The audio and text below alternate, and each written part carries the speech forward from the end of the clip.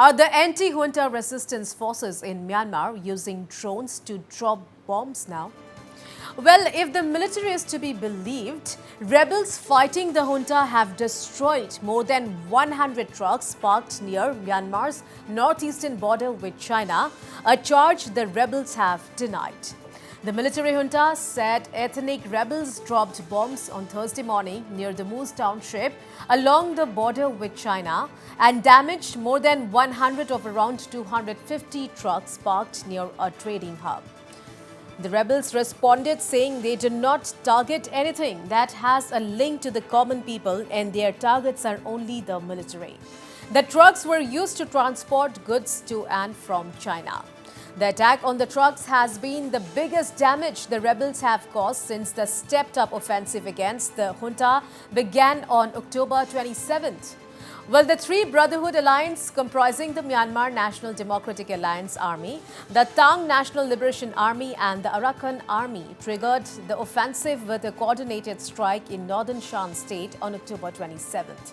Several towns fell to the rebels' military post overrun and close to 100 Myanmar military personnel crossed over to Mizoram after the rebels took control of their post and gave them a safe passage to leave. All the junta soldiers have since been airlifted by Indian authorities to the Indian border in Manipur and sent back to Myanmar.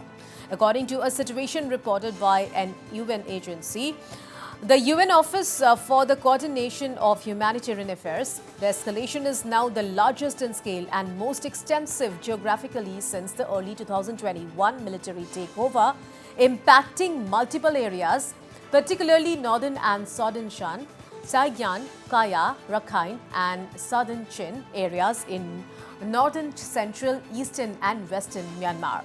The report added that key transport routes in townships with active fighting had been blocked by both the army and the ethnic rebels, restricting people's movements to safer locations as well as hampering humanitarian access.